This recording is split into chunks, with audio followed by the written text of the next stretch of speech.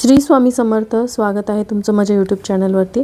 आजचा दिवस तुम्हाला खूप छान सुखाचा समाधानाचा जाऊ देत, हीच मी स्वामींच्या चरणी प्रार्थना करते आणि आजच्या या नवीन व्हिडिओला सुरुवात करते.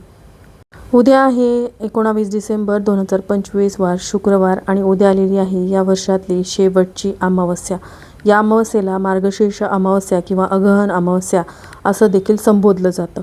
या अमावस्येच्या दिवशी दही भाताचा एक अत्यंत प्रभावी उपाय करायचा आहे.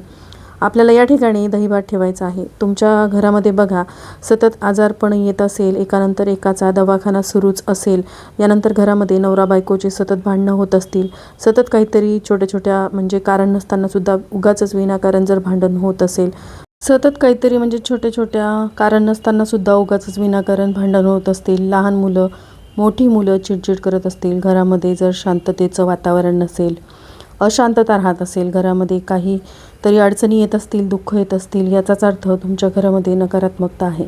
आणि ही नकारात्मकता काढण्यासाठी तुम्हाला उद्या अमावस्या जेव्हा असते तेव्हा कोणत्याही अमावस्येला तुम्ही हा उपाय करू शकता. तुम्हाला ठीक दुपारी 12 वाजता हा उपाय करायचा आहे.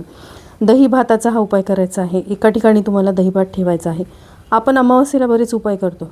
अमावस्या हा वाईट दिवस नसून घरातील वाईट गोष्टी बाहेर काढून टाकण्यासाठी अतिशय प्रभावी आणि शुभ दिवस असतो.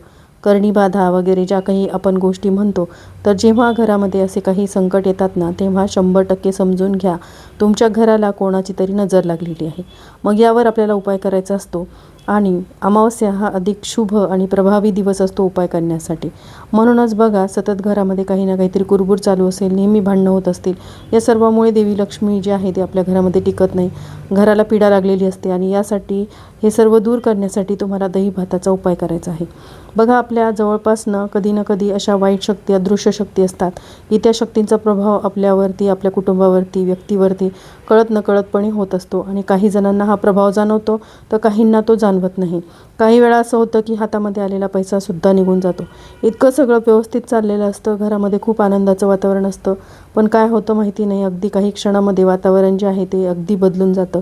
खूप काहीतरी मोठं संकट येतं आणि आपल्याला अक्षरशः कळत नाही की हे असं कसं होऊ शकतं. कालपर्यंत तर अगदी व्यवस्थित होतं, मग आता असं का होते.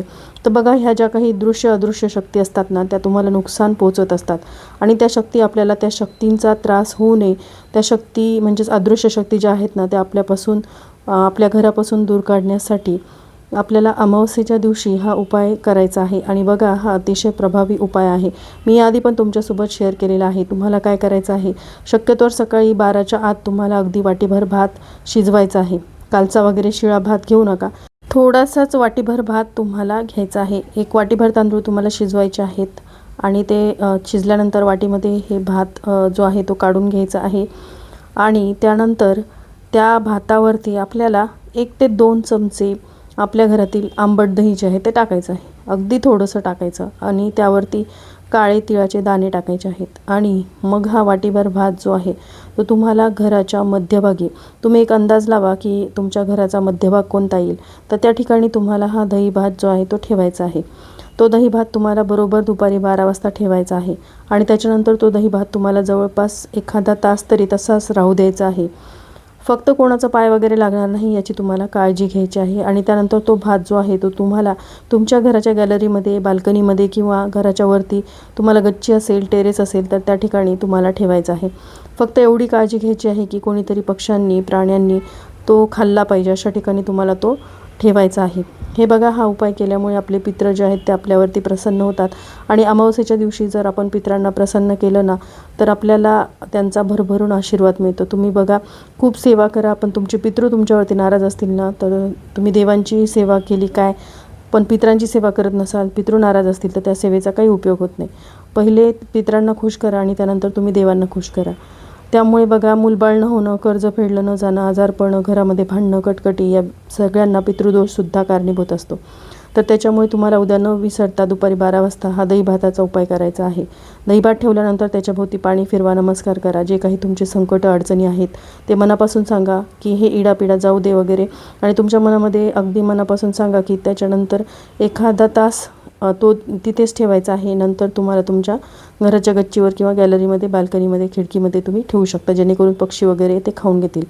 तर आता हा उपाय करताना फक्त तुम्हाला एक काळजी घ्यायची आहे यावेळी घरामध्ये मांसाहार करू नका. शक्यतो अमावस्येला घरामध्ये मांसाहार करायचा नसतो. लक्षात घ्या, अमावस्या तिथीला माता लक्ष्मी येत असते आणि अमावस्येच्या दिवशी जर आपल्याकडून ह्या चुका झाल्या ना तर मग आपल्याला खूप संकटांना सामोरं जावं लागतं. त्यामुळे अशा काही गोष्टींची काळजीही तुम्हाला घ्यायची आहे.